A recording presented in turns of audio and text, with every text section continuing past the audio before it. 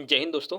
आज इस audio article में हम रिकॉर्ड करने वाले हैं इजराइल फिलिस्तीन संघर्ष के बारे में और भारत पर इसका क्या प्रभाव पड़ा है उसको हम चर्चा करेंगे। ठीक है, ऑडियो आर्टिकल है ये 10 मिनट का होना चाहिए, 10 से 15 मिनट का होना चाहिए। इसी के अंदर हम क्या करेंगे, जितने भी इसके डायमेंशंस है उन सारे डायमेंशन को हम क्या करेंगे, कवर करेंगे और फिर उनको सुन के बार बार रिवाइज करेंगे। अच्छा, ऐसा नहीं है कि हम सिर्फ नोट्स को रीडिंग कर रहे हैं। नोट्स में अगर कुछ लग रहा है कि हाँ हमने नोट्स में नहीं लिख लिया, अच्छा कुछ पॉइंट अगर हमने नोट्स में नहीं लिखा है, ठीक है ना, तो हम क्या करेंगे और या फिर और भी अगर कुछ एडवाइस हो तो इसी ऑडियो आर्टिकल में हम रिकॉर्ड कर लेंगे, ताकि हम जब आंसर राइटिंग करें तो हमारे ध्यान में चीज़ें रहें। तो सबसे पहले क्या है, इजराइल फिलिस्तीन के संघर्ष की पृष्ठभूमि, ठीक है ना। सबसे पहले हम बात करेंगे बैकग्राउंड के बारे में। बैकग्राउंड, इसके बाद हम क्या देखेंगे, बैकग्राउंड में हमें मालूम पड़ जाएगा कि भाई संघर्ष जो हो रहा है, जो इजराइल फिलिस्तीन का जो संघर्ष है वो किन मुद्दों को लेकर है, वो उसमें समझ में आ जाएगा। फिर इसके बाद हम देखेंगे अभी वर्तमान में क्या संघर्ष चल रहे हैं, ठीक है ना, उसको समझेंगे। फिर क्या देखेंगे, अच्छा कुछ इंपॉर्टेंट स्थल हैं, ठीक है ना, उनके बारे में जो कीवर्ड्स हैं उसको समझेंगे, याद करेंगे। फिर इजराइल की क्या मांगे हैं, फिलिस्तीन की क्या मांगे हैं, इसको याद करेंगे। इसके बाद हम करेंगे भारत पर इस संघर्ष का क्या असर पड़ा है, ठीक है ना, क्या पड़ सकता है उसको हम समझेंगे। और फिर भारत का क्या स्टैंड है इजराइल फिलिस्तीन संघर्ष को लेकर, इसका पूरा बैकग्राउंड से लेकर वर्तमान तक का सब कुछ समझेंगे। फिर क्या क्या समाधान हो सकते हैं उसको देख लेंगे। और लास्ट में हम एड ऑन आर्टिकल में हमने क्या है, कुछ भूमिका लिख रखी है, तो भूमिका को हम पहले ही कवर कर लेंगे, ठीक है ना, क्या करेंगे, भूमिका को पहले ही कवर कर लेंगे। अच्छा, ध्यान रखना है सॉल्यूशंस के साथ जितने सॉल्यूशन है उसको दोनों को साथ में हम पढ़ेंगे, ठीक है ना, जो हमने पहले लिख रखा है उसको भी और जो एड ऑन में डाल रखा है उसमें भी। तो चलिए शुरू करते हैं। सबसे पहले अभी देखते हैं भूमिका, ठीक है ना। जब हम ये क्या करेंगे, इजराइल फिलिस्तीन वाला अगर भूमिका लिखेंगे तो किस तरह से लिखेंगे। हाल ही में हमास द्वारा इजराइल पर हमला किया गया है, जिससे अंतर्राष्ट्रीय परिदृश्य पर काफ़ी प्रभाव पड़ा है, क्योंकि यह भारत का अच्छा देश है, ठीक है ना। हम ये भी लिख सकते हैं, क्या लिखा है भूमिका में क्या लिखना है कि हमास जो है वो हमास ने इजराइल पर हमला किया है, ठीक है ना, हमास ने इजराइल पर आतंकी हमला किया है, जिससे कि अंतर्राष्ट्रीय परिदृश्य पर काफ़ी हलचली मच गई है। चूँकि इजराइल जो है वो भारत का अच्छा दोस्त है, ठीक है ना, अच्छा दोस्त है और भारत के लिए काफ़ी महत्वपूर्ण है। अतः इसका प्रभाव भारत पर भी पड़ा है, ठीक है, इतना लिखेंगे। फिर देखेंगे क्या, इसके बाद ये तो हो गया हमारा, भूमिका में इतना लिख सकते हैं, ठीक है। अब इसके बाद भूमिका लिखने के बाद ही क्या करना है, इसका मैप बना देना है, ठीक है ना। मैप में क्या क्या ध्यान रखना है, जैसे हम मैप बनाएंगे तो इसके राइट में, ठीक है ना, राइट में नीचे की तरफ क्या है, जॉर्डन है, और राइट में ऊपर की तरफ क्या है, सीरिया है, ठीक है। वेस्ट बैंक हमें पता है, वेस्ट बैंक के नीचे क्या है, डेड सी है, वो भी हमने देख लिया। और वेस्ट बैंक में जेरूशलम है, जेरूशलम में अल अक्सा मस्जिद है, ठीक है। फिर बात करते हैं लेफ़्ट तरफ में क्या है, तेल अवीव कहाँ पर है उसका ध्यान रखना है, उसको पॉइंट आउट करना है, क्योंकि तेल अवीव इजराइल की राजधानी है। भूमध्य सागर जो है उस इजराइल के लेफ्ट में क्या है, भूमध्य सागर है, उसको भी पॉइंट आउट करना है। फिर गाजा पट्टी मैप में दिखाना है कहाँ पर है, इजिप्ट कहाँ पर है वो दिखाना है, और मिस्र कहाँ पर है वो भी दिखा देना है, ठीक है ना। तो ये तो हो गया अपना इसका भूमिका के बारे में। अब बात करेंगे इजराइल फिलिस्तीन का संघर्ष जो है इसकी पृष्ठभूमि क्या है, ठीक है ना। तो इजराइल फिलिस्तीन संघर्ष की जो पृष्ठभूमि है वो इजराइल की स्थापना ही है, ठीक है ना। इजराइल की स्थापना के साथ ही इजराइल फिलिस्तीन संघर्ष शुरू हो गया। तो इजराइल की स्थापना किस तरह से हुई इसके बारे में ध्यान रखेंगे, क्या क्या पॉइंट है उसको देखते हैं। सबसे पहले क्या है, प्रथम विश्व युद्ध के दौरान ओटोमन साम्राज्य की हार हो गई और उसके बाद फिलिस्तीन पर ब्रिटिश कब्जा हो गया, ठीक है ना। क्या है इजराइल की स्थापना, पहला पॉइंट क्या है हमारा, फर्स्ट वर्ल्ड वॉर के बाद ओटोमन साम्राज्य का हार हो गया था। फर्स्ट वर्ल्ड वॉर के बाद ओटोमन साम्राज्य हार गया था और फिर वहाँ पर फिलिस्तीन पर ब्रिटिश कब्जा हो गया, ठीक है, याद रखना है। फिर क्या है, 1917 में बालफोर घोषणा हुई थी, ठीक है ना। 1917 में कौन सी घोषणा हुई थी, बालफोर घोषणा हुई थी। उसी के तहत यहूदियों को फिलिस्तीन में बसा दिया गया था। मतलब फर्स्ट वर्ल्ड वॉर के बाद फिलिस्तीन पर ब्रिटिश कब्जा हो गया, ओटोमन साम्राज्य हार गया था तो फिलिस्तीन पर ब्रिटिश कब्जा हो गया। और फिर उसी के बाद बालफोर घोषणा हुई थी 1917 में, जिसके तहत यहूदियों को फिलिस्तीन में बसा दिया गया था, ठीक है। फिर वर्ष 1947 में यहूदी व अरब राज्यों के बीच फिलिस्तीन को दो भागों में यूएन द्वारा बांटा गया, ठीक है ना। मतलब क्या हुआ, 1947 में यहूदी और अरब राज्यों के बीच फिलिस्तीन को दो भागों में बांट दिया गया यूएन के द्वारा, ठीक है। और यरूशलेम को अंतर्राष्ट्रीय शहर बना दिया गया, ठीक है ना। 1947 में यरूशलेम को अंतर्राष्ट्रीय शहर बना दिया गया था, ठीक है। और ये विभाजन का जो प्रस्ताव है, यहूदियों ने तो इसको स्वीकार कर लिया, लेकिन अरब राज्य नहीं माने, ठीक है ना। यहूदियों ने इस विभाजन प्रस्ताव का समर्थन किया, लेकिन अरब राज्यों ने इसका विरोध किया था, ठीक है। और फिर इसके बाद क्या हुआ, 1948 में इजराइल देश का निर्माण हुआ, ठीक है ना। 1948 में क्या हुआ, इजराइल देश का निर्माण हुआ था, ठीक है। ये तो हो गया इसके इजराइल की स्थापना के लेकर, ठीक है ना। अब आगे क्या है, वर्तमान संघर्ष, ठीक है ना। क्या है, अब है वर्तमान संघर्ष, ठीक है। अच्छा, इसमें कुछ हमारा पॉइंट रह गया है। 1967 का जो 6 दिवसीय युद्ध था उसके बारे हमने नहीं लिखा है, ठीक है ना। तो यहाँ पर क्या करिए, आप मार्क कर लीजिए बस, ताकि उसको भी हम क्या करें, कवर कर लेंगे बाद में, ठीक है ना। 1967 का जो क्या था, जो 6 दिवसीय युद्ध हुआ था उसको भी ध्यान में रखना है, ठीक है ना। क्या है, 1967 का वॉर,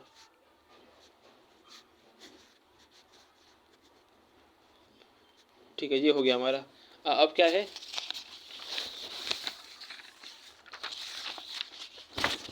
वर्तमान संघर्ष में हमें क्या याद रखना है, 7 अक्टूबर 2023 को, ठीक है ना, 7 अक्टूबर 2023 को गाजा पट्टी से हमास के लड़ाके आए थे। उन्होंने इजराइल पर हजारों रॉकेट दागे और फिर और सैकड़ों हमास के सैकड़ों उग्रवादियों ने इजराइल के सीमा में प्रवेश करके इजरायली नागरिकों को बंधक बना लिया, ठीक है ना।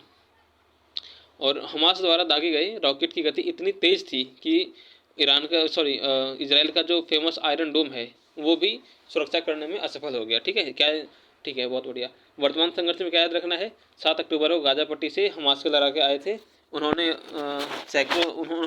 क्या किया, हमास के, माफ़ कीजिए, दोबारा रिपीट करेंगे वर्तमान संघर्ष को इन शॉर्ट में। 7 अक्टूबर 2023 को गाजा पट्टी से हमास के लड़ाके इजराइल में प्रवेश कर गए और कई इजरायली नागरिकों को बंधक बना लिया। साथ ही उन्होंने क्या किया, इजराइल पर कई हजारों रॉकेट दागे। इन रॉकेटों की गति इतनी तेज थी कि इजराइल का प्रसिद्ध आयरन डोम, जो कि मिसाइलों से रक्षा करने के लिए बनाया गया है, वह भी रॉकेट से इजराइल की सुरक्षा करने में असफल हो गया, ठीक है। ये हो गया वर्तमान संघर्ष के बारे में। अब देखते हैं इंपॉर्टेंट स्थल। टोटल क्या है, 5 इंपॉर्टेंट स्थल हैं। कौन कौन से हैं वो, सबसे पहला कौन सा है, अल अक्सा मस्जिद, ठीक है ना। अल अक्सा मस्जिद क्या है, ये यरूशलेम में है, ठीक है ना। कहाँ पर है, अल अक्सा मस्जिद कहाँ पर है, यरूशलेम में है। और मुस्लिम, यहूदी और ईसाई तीनों का पवित्र स्थल है, ठीक है ना। अभी हम क्या पढ़ रहे हैं, इम्पोर्टेंट स्थल पढ़ रहे हैं। जिसमें पहला हमारा जो इम्पोर्टेंट स्थल है वो कौन सा है, वो अल अक्सा मस्जिद है। इसके बारे में क्या याद रखना है, यही कि बस ये यरूशलेम में है और ये ईसाई मुस्लिम और यहूदी तीनों का पवित्र स्थल है, ठीक है, इतना याद रखना है। फिर दूसरा क्या है, शेख जर्राह, ठीक है ना। शेख जर्राह ये क्या है, 1948 में इजराइल की स्थापना के दौरान लाखों फिलिस्तीनियों को उनके घर से बेदखल कर दिया गया था। और तब जाकर वो जो फिलिस्तीनी हैं वो शेख जर्राह में जाकर बस गए थे, ठीक है ना। कि इसमें शेख जर्राह के बारे में क्या याद रखना है, 1948 में जब इजराइल की स्थापना हुई थी उस दौरान लाखों फिलिस्तीनियों को उनके घर से निकाल दिया गया था। तो वो फिलिस्तीनी कहाँ पर जाकर बस गए थे, शेख जर्राह में जाके बस गए थे, ठीक है ना। तो ये इसी चक्कर में शेख जर्राह भी एक इम्पॉर्टेंट स्थल है। फिर बात करते हैं वेस्ट बैंक के बारे में। तो वेस्ट बैंक क्या है, वेस्ट बैंक क्या है, अरब इजराइल युद्ध जो हुआ था 1948 में, ठीक है ना। 1948 में जो अरब इजराइल युद्ध हुआ था उसी दौरान जॉर्डन ने इस पर कब्जा कर लिया और 1967 के 6 दिवसीय युद्ध में इजराइल ने इस पर कब्जा कर लिया। दोबारा रिपीट करेंगे, वेस्ट बैंक क्यों इंपॉर्टेंट है। अरब इजराइल युद्ध जो हुआ था 1948 में, उस टाइम पर जॉर्डन ने इस पर कब्जा कर लिया था, ठीक है। लेकिन 1948 के बाद जब 1967 का 6 दिवसीय युद्ध हुआ था उसमें क्या हुआ, इजराइल ने वेस्ट बैंक पर दोबारा कब्जा कर लिया, ठीक है। और वेस्ट बैंक है कहाँ पर, ये इजराइल और जॉर्डन के बीच में है। इसको जितने भी इंपॉर्टेंट स्थल हैं इसको हम क्या करेंगे, मैप पर भी लोकेट करेंगे, मैप बनाकर भी इसको शो करेंगे, ठीक है। अगर पूछ लिया तो, नहीं पूछा तो भी इसको हम अपनी तरफ से ऐड कर देंगे, ठीक है। फिर क्या है, गाजा पट्टी, इजराइल और मिस्र के बीच में क्या है, गाजा पट्टी है, ठीक है ना। गाजा पट्टी किसके बीच में है, इजराइल और मिस्र बोलिए फिर इजिप्ट बोलिए, एक ही बात है। इन दोनों के बीच में एक जगह छोटी सी है, वो है गाजा पट्टी। तो 1967 का जो 6 दिवसीय युद्ध हुआ था उस दौरान इजराइल ने इस पर कब्जा कर लिया था, लेकिन ओस्लो की शांति प्रक्रिया के दौरान इस पर से नियंत्रण छोड़ दिया, ठीक है ना। गाजा पट्टी पर कब्जा कर लिया था इजराइल ने 1967 में, लेकिन ओस्लो शांति प्रक्रिया के दौरान इस पर से अपना कब्जा छोड़ दिया। लेकिन फिर भी यहाँ पर जो अंतर्राष्ट्रीय पहुँच है इजराइल उसको नियंत्रित करता है, ठीक है ना। भले ही छोड़ दिया लेकिन फिर भी यहाँ पर क्या है, जो अंतर्राष्ट्रीय पहुँच को नियंत्रित करता है इजराइल, ठीक है। फिर अगला इंपॉर्टेंट स्थल क्या है, गोल्डन हाइट, ठीक है। ये कहाँ पर है, सीरिया के आसपास है, ठीक है ना। मैप में इसको लोकेट करेंगे। ये गोल्डन हाइट क्या है, ये रणनीतिक रूप से बहुत ही महत्वपूर्ण पठार है। 1967 के युद्ध में इजराइल ने सीरिया से इसे छीन लिया था, ठीक है ना। 1967 का जो युद्ध हुआ था उसमें इजराइल ने सीरिया से इस गोल्डन हाइट को छीन लिया था। और फिर 2017 में यूएसए द्वारा इस पठार को इजराइल के अंग के रूप में मान्यता दे दी गई थी, ठीक है। तो गोल्डन हाइट भी हमारा हो गया। अब बात करेंगे किसके बारे में, इससे अच्छा ठीक है, अभी क्या करते हैं, रिवीजन करेंगे। हमने क्या समझा, इजराइल की स्थापना कैसे हुई थी, 1917 में बाल्फोर घोषणा हुई थी, उसके तहत यहूदियों को फिलिस्तीन में बसाया गया था। फिर धीरे धीरे क्या हुआ, 1947 में विभाजन करके दोनों को अलग अलग कर दिया गया। और फिर 1948 में इजराइल देश बन गया, ठीक है ना। 1948 का जो युद्ध हुआ था उसी दौरान इजराइल का निर्माण हुआ था। फिर वर्तमान संघर्ष हमने देख लिया, 7 अक्टूबर को जो हमास की लड़ा के आए थे उनके बारे में देखा। इंपॉर्टेंट स्थल हमने देख लिया, अलगजा मस्जिद है, शेख जर्राह है, वेस्ट बैंक है, गाजा पट्टी है और फिर गोल्डन हाइट है, उसको हमने देख लिया। अब देख रहे हैं हम मांगे क्या है, ठीक है ना। इजराइल की मांग क्या है और फिलिस्तीन की मांग क्या है। तो इजराइल की मांग क्या है, इजरायली पहचान व सुरक्षा को बनाए रखना, ठीक है ना। इजराइल की मांग क्या है, इजराइल जो है वो एक स्वतंत्र राष्ट्र के रूप में इजरायली पहचान और सुरक्षा को बनाए रखना चाहता है। और इसके अलावा क्या चाहता है वो, जो अधिकृत क्षेत्र है उस पर अपनी बसावट और नियंत्रण का विस्तार करना चाहता है।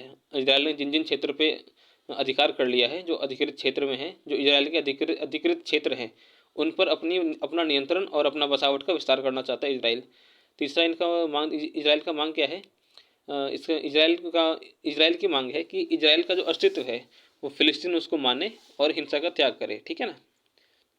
मतलब कि फिलिस्तीन एक्सेप्ट कर ले कि भाई इजराइल यहीं पे रहेगा, इजराइल एक देश बन चुका है, ये एक्सेप्ट कर ले, ठीक है ना। चौथा इसका मांग क्या है, जेरूसलम को अविभाजित राजधानी बनाना और वहाँ तक अपनी पहुँच को नियंत्रित करना, ठीक है ना। वहाँ तक पहुँच को नियंत्रित करना, ये कौन चाहता है, इजराइल की मांग है। अब क्या देखते हैं, फिलिस्तीन की मांग। फिलिस्तीन की मांग क्या है, वेस्ट बैंक, गाजा पट्टी और जेरूसलम, इन यहाँ पर एक स्वतंत्र संप्रभु राज्य की स्थापना करना, जिस पर इजराइल ने 1967 से कब्जा कर रखा है, ठीक है ना। फिलिस्तीन की मांग क्या है कि वेस्ट बैंक, गाजा पट्टी और जेरूसलम, जो क्या है मैप पे, इसको मैप पे बना के दिखा देंगे। वेस्ट बैंक, गाजा पट्टी और जेरूसलम, इन तीनों में एक स्वतंत्र संप्रभु राज्य की स्थापना करना, जिस पर इजराइल जो है क्या करता है, कब्जा कर रखा है 1967 से, ठीक है। फिर अगला, फिलिस्तीन की अगली मांग क्या है, इजराइल के सैन्य ठिकाने, जो सैन्य नियंत्रण है और नाकाबंदी है, उसको खत्म करना, ठीक है ना। इजराइल का जो सैन्य नियंत्रण और नाकाबंदी है उसको खत्म करना। और तीसरा मांग क्या है, जेरूसलम को अपनी राजधानी बनाना और वहाँ तक पहुँच को नियंत्रित करना, ठीक है। तो हमने क्या क्या देख लिया, इजराइल की मांगे भी देख ली हमने और फिलिस्तीन की मांगे भी देख ली। दोनों की मांगे क्या हैं इसको भी हमने समझ लिया, ठीक है। अब हम देखेंगे भारत पर इस संघर्ष का क्या असर पड़ सकता है, ठीक है ना। क्या देख रहे हैं हम, भारत पर इस संघर्ष का क्या असर पड़ सकता है उसको देखते हैं। टोटल 5 पॉइंट है इस मामले में, ठीक है ना। भारत पर टोटल 5 पॉइंट बनते हैं। पहला क्या है, व्यापार संबंध पर क्या असर पड़ता है। दूसरा क्या है, कूटनीतिक चुनौतियां क्या आ सकती हैं भारत के सामने। तीसरा क्या है, भारत मध्य पूर्व सॉरी माफ़ कीजिएगा, तीसरा पॉइंट क्या है, मध्य पूर्व के साथ आर्थिक और रणनीतिक संबंध जो है इन पर क्या प्रभाव पड़ सकता है। चौथा, ऊर्जा आपूर्ति पर क्या प्रभाव पड़ेगा। और पांचवा क्या है, भारतीय प्रवासियों के हित पर क्या प्रभाव पड़ेगा, ठीक है। तो पहले बात करते हैं व्यापार संबंध के बारे में, ठीक है ना। तो भारत जो है इजराइल से रक्षा उपकरण खरीदता है, ठीक है ना। भारत क्या है, व्यापार संबंध में क्या क्या याद रखना है कि भारत जो है वो इजराइल से रक्षा उपकरण खरीदता है, ठीक है। और ये इस युद्ध से भारत की रक्षा आपूर्ति पर नकारात्मक प्रभाव पड़ सकता है, ठीक है, इसको याद रखना है। फिर क्या है, कूटनीतिक चुनौतियाँ। तो भारत क्या है, अरब देशों के साथ साथ इजराइल का भी दोस्त है, ठीक है ना। भारत अरब का भी दोस्त है और इजराइल का भी दोस्त है। तो इजराइल से दोस्ती के कारण भारत को दोनों को संतुलित करना, ठीक है ना, दोनों को संतुलित करना पड़ेगा। अतः भारत ने अपनी विदेश नीति में संतुलित दृष्टिकोण अपनाया हुआ है, ना ही भारत इजराइल का साथ दे रहा है और ना ही अरब देशों का साथ दे रहा है, वो मध्यस्थ की भूमिका निभा रहे हैं यहाँ पर, ठीक है ना। फिर क्या है, मध्य पूर्व के साथ आर्थिक और रणनीतिक संबंध। भारत, इसमें क्या याद रखना है, भारत मध्य पूर्व यूरोप आर्थिक गलियारा जो है, ठीक है ना, भारत मध्य पूर्व यूरोप आर्थिक गलियारा के कारण मध्य पूर्व क्षेत्र जो है, ठीक है ना, मिडिल ईस्ट जो है वो भारत के लिए राजनीतिक रूप से महत्वपूर्ण है, ठीक है। भारत मध्य पूर्व यूरोप आर्थिक गलियारा के कारण मध्य पूर्व क्षेत्र जो है वो भारत के लिए रणनीतिक रूप से बहुत ही महत्वपूर्ण है। अतः इस युद्ध के कारण इस हाँ, इस युद्ध के कारण भारत मध्य पूर्व यूरोप आर्थिक गलियारे पर नकारात्मक प्रभाव पड़ सकता है। ठीक है। फिर क्या है, ऊर्जा आपूर्ति पर प्रभाव। ठीक है ना। तो इसमें क्या याद रखना है, भारत भारत के ऊर्जा आयात के लिए अरब देशों का भारत के लिए बहुत महत्व है। ठीक है ना। मतलब ऊर्जा आयात करने के लिए, ऊर्जा आयात के लिए अरब देशों का भारत में बहुत ही ज़्यादा महत्वपूर्ण स्थान है। अतः अगर ये संघर्ष होता है तो फिर क्या होगा, फिर हम वहाँ से तेल की आपूर्ति में थोड़ा दिक्कत आएगी और यहाँ पर दाम बढ़ जाएंगे। फिर क्या है, भारतीय प्रवासियों के हित। जो भारत के बहुत सारे ऐसे लोग, भारत के हज़ारों लोग, ठीक है ना, भारत के हज़ारों लोग बड़ी संख्या में अरब देशों में जाकर काम करते हैं। ठीक है ना। कहाँ पर काम करते हैं, अरब देशों में काम करते हैं। अतः उनकी सुरक्षा पर भी खतरा हो सकता है इस युद्ध के कारण। ठीक है। हमने क्या देखा, इजराइल की मांग देख लिया, फिलिस्तीन की मांग देख लिया। भारत पर इस संघर्ष का क्या असर पड़ सकता है कि भाई भारत के प्रवासियों पर हित हो, भारत के प्रवासी, जो भारत के जो प्रवासी हैं उनके हित पर खतरा हो सकता है। ठीक है। ऊर्जा आपूर्ति पर प्रभाव पड़ सकता है। मध्य पूर्व के साथ आर्थिक व रणनीतिक संबंध पर बुरा प्रभाव पड़ सकता है। कुछ क्या क्या कूटनीतिक चुनौतियाँ आएंगी वो हमने देख लिया। और फिर व्यापार संबंध क्या है, उसको भी, व्यापार संबंध में क्या नकारात्मक प्रभाव आ सकता है, हमने वो देख लिया। ठीक है। अब हम क्या देख रहे हैं, अब हम देख रहे हैं भारत का रुख क्या है। ठीक है ना। क्या देख रहे हैं हम, भारत का रुख। तो 1947 में यूएन द्वारा प्रस्तावित विभाजन योजना का भारत ने विरोध किया था। ठीक है।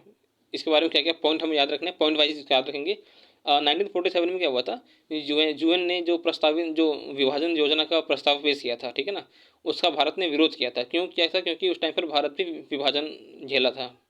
लंबे समय तक भारत ने फिलिस्तीन का समर्थन किया और इसराइल के साथ अपने जो पूर्ण राजनयिक संबंधों से संबंध स्थापित करने से परहेज रखा। ठीक है। फिर क्या है, 1950 में भारत ने इसराइल को मान्यता दे दिया। 1947 में विभाजन योजना का विरोध किया। ठीक है। और पूर्ण राजनयिक संबंध नहीं स्थापित किए इसराइल के साथ। फिर 1950 में क्या हुआ, भारत ने इसराइल को मान्यता प्रदान कर दिया। 1988 में फिलिस्तीन को भी एक स्वतंत्र राज्य के रूप में भारत ने मान्यता प्रदान कर दी है। 1950 में इसराइल और 1988 में फिलिस्तीन को। ठीक है। फिर क्या है, 2014 में इसराइल द्वारा गाजा में मानवाधिकारों के उल्लंघन के कारण जांच के लिए यूएनएचआरसी के प्रस्ताव का समर्थन किया, परंतु 2015 में इसराइल के विरुद्ध मतदान से परहेज कर दिया। इसका मतलब यहाँ पे क्या याद रखना है कि 2014 में इसराइल द्वारा गाजा में मानवाधिकारों के उल्लंघन के कारण जांच के लिए यूएनएचआरसी के प्रस्ताव का समर्थन किया। मतलब 2014 में क्या हुआ था, इसराइल द्वारा गाजा में मानवाधिकार का उल्लंघन किया गया था। और इसी कारण जांच के लिए यूएनएचआरसी का जो प्रस्ताव हुआ था उसका भारत ने समर्थन किया था। ठीक है। लेकिन इस पर मतदान करने से, इसराइल के विरुद्ध मतदान करने से परहेज कर दिया। ठीक है। फिर क्या है, अब बात करते हैं 2018 में आया था एक लिंक वेस्ट पॉलिसी। ठीक है। 2018 में क्या था, लिंक वेस्ट पॉलिसी है। इसके तहत इसराइल और फिलिस्तीन के साथ अपने संबंधों को अलग अलग दृष्टिकोण से अपनाना प्रारंभ कर दिया।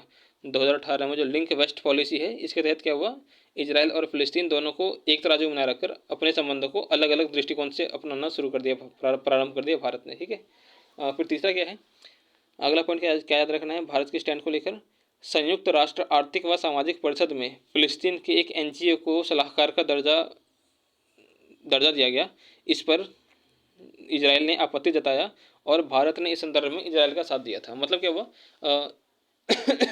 संयुक्त राष्ट्र आर्थिक व सामाजिक परिषद में फिलिस्तीन का एक एनजीओ था, उसको क्या हुआ, सलाहकार का दर्जा दिया गया था इस संगठन के लिए। लेकिन इसराइल ने क्या किया, इस पर आपत्ति जताया और फिर इंडिया ने भी इसराइल को सपोर्ट किया।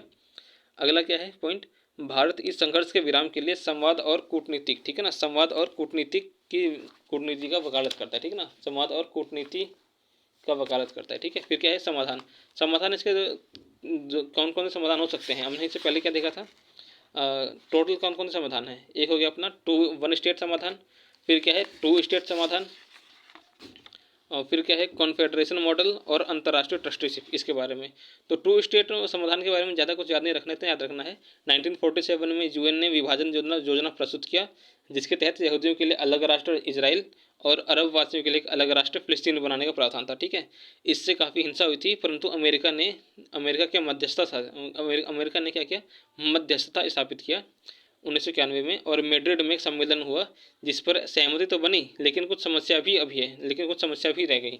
समस्या क्या थी, वेस्ट बैंक और गाजा पट्टी, ये मैप बना के दिखाना है। वेस्ट बैंक और गाजा पट्टी दोनों क्या है, दोनों तो फिलिस्तीन के क्षेत्र हैं, लेकिन भौगोलिक रूप से दोनों अलग अलग हैं। जैसे कि पाकिस्तान और बांग्लादेश एक ही पहले से लेकिन अलग अलग थे, ठीक है। वैसे ही फिर क्या है, अच्छा ईरान, ऐसा एक और समस्या क्या है, ईरान तुर्की सीरिया, ये दोनों क्या कर सकते हैं, अपना प्रभुत्व जमा सकते हैं इस वेस्ट बैंक पे, ठीक है ना। और एक और बात याद रखना है, भारत चीन अमेरिका, भारत ने, अमेरिका ने और चीन ने, इन तीनों ने क्या किया, टू स्टेट समाधान का समर्थन किया है, ठीक है। टू स्टेट समाधान हमने देखा कब कैसे क्या हुआ। अब देखते हैं वन स्टेट समाधान, इसके बारे में क्या है। वन स्टेट सॉल्यूशन में इतना याद रखना है कि विभाजन ना करके, ठीक है, इसके अनुसार विभाजन ना करके इजराइल और फिलिस्तीन दोनों को एक ही क्षेत्र में समान अधिकार व समान प्रतिनिधित्व प्रदान कर दिया जाए, ठीक है। फिर क्या है, कन्फेडरेशन मॉडल। कन्फेडरेशन मॉडल क्या है, सुरक्षा, अर्थव्यवस्था और संसाधनों को ध्यान में रखते हुए, ठीक है ना, क्या है, सुरक्षा, अर्थव्यवस्था और संसाधनों को ध्यान में रखते हुए साझा सहयोग के साथ दो अलग दो अलग राज्यों के निर्माण का प्रस्ताव रखा गया, का प्रस्ताव करना, ठीक है। दोबारा सुनते हैं इसको। कॉन्फेडरेशन मॉडल मॉडल क्या बोलता है, सुरक्षा, अर्थव्यवस्था और संसाधनों को ध्यान में रखते हुए साझा सहयोग के साथ दो अलग राज्यों के दो अलग राज्यों का निर्माण करना, ठीक है ना, मतलब संसाधनों को ध्यान में रखते हुए। और फिर अगला क्या है, अंतर्राष्ट्रीय ट्रस्टीशिप। इसमें क्या है, एक अंतर्राष्ट्रीय गठबंधन होगा या फिर एक अंतर्राष्ट्रीय निकाय बॉडी होगी, जिसको जिसको क्या करेंगे हम, उस क्षेत्र पर तब तक शासन करने, जो वो जो गठबंधन होगा या फिर जो अंतर्राष्ट्रीय इंटरनेशनल बॉडी होगा, वो उस एरिया पर तब तक शासन करेगा जब तक कि दोनों पारस्परिक रूप से सहमत ना हो जाएं और शांति स्थापित ना हो जाए, ठीक है। इसमें वही है कि 20, 25, 30 साल लगेंगे और जो इसके लिए कोई ढूंढना भी मुश्किल है ना। तो बस इतना याद रखना इसमें। जय हिंद, जय भारत।